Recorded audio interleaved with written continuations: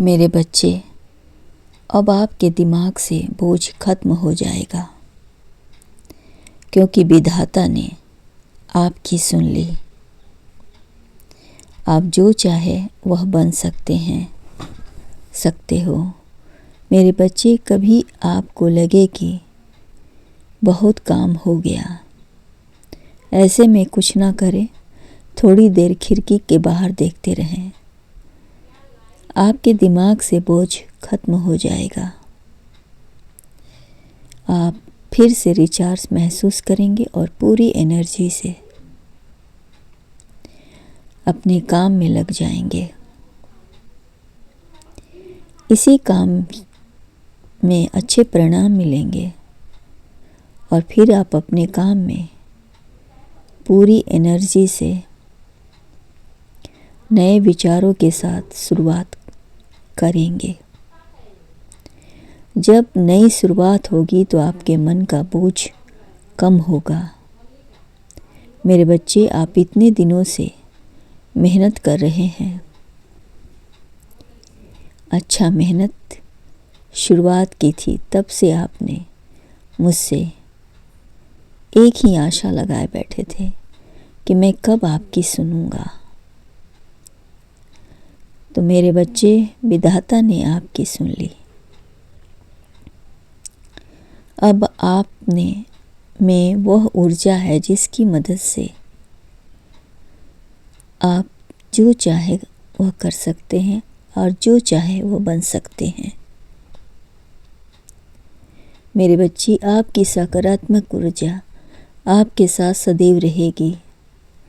बस आप अपने लक्ष्य पर फोकस करें। जो मेहनती होते हैं उनके काम कभी अधूरे नहीं रहते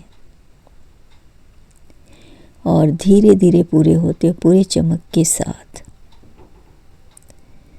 आपकी हर इच्छा पूरी होगी। कभी कभी परिस्थितियां ऐसे मोड़ पर ला देती है, खड़ा कर देती है कि उस वक्त इंसान की धड़कन नहीं, उसकी दृष्टि बोलती है।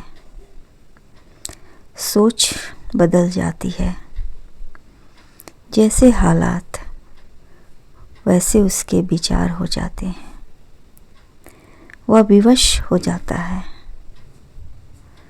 परिस्थिति के हिसाब से कार्य करना, शब्द के मायने बदल जाते हैं। इंसान सोचता कुछ है और होता कुछ है।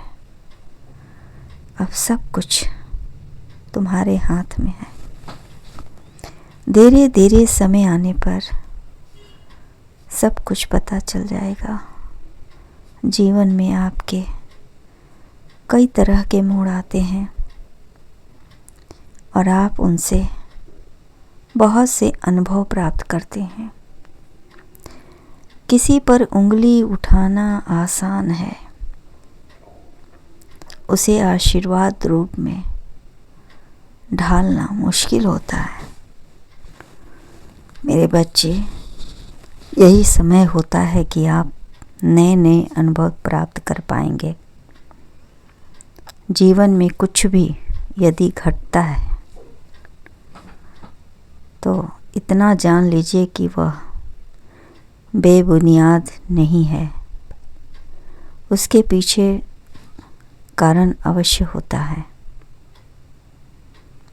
आपको बेकार में चिंता करने से क्या लाभ होगा? लाभ तो तब होगा जब आप उस स्थिति का समाधान कर पाएं जिससे आप अपने जीवन में किसी प्रकार की कोई कठिनाई का अनुभव ना कर सके। और यदि आपको चिंता से मुक्त रहना है तो हर हाल में चिंता मुक्त रहें। जीवन है, संकट आएंगे, परेशानियां आएगी, खुशी भी आएगी। आप किस किस से भिड़ेंगे? क्योंकि चिंता करने से कोई लाभ है नहीं। जो होना वाला है उसे कोई रोक नहीं सकता, और जो हो चुका है उसे कोई बदल नहीं सकता है। जिंदगी आपकी है, इसे कैसे जीना है यह सब आपके हाथ में है। चाहे तो संकट के दलदल में धंसा दो, चाहे तो कल दिल से बाहर निकाल के मौज की जिंदगी जियो। इसलिए सारी चिंताओं को त्याग दो, और अभी आपको खुद को जगाने का प्रयास करना चाहिए। आप अभी से जाग जाओगे तो अच्छे विचारों को अपना लोगे, अच्छे आचरण को अपनाओगे।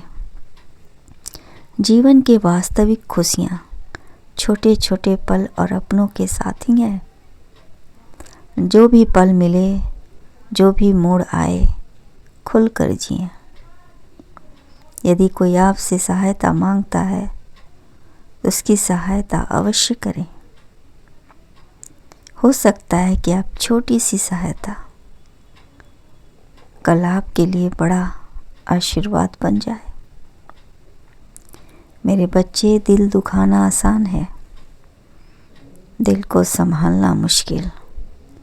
छोटे छोटे सुनहरे अवसरों को यूं न गंवाएं बड़ी खुशियों के चक्कर में। छोटी छोटी खुशियाँ, खूबसूरत खुशियों को अनदेखा ना करें, बड़ी अनमोल होते हैं।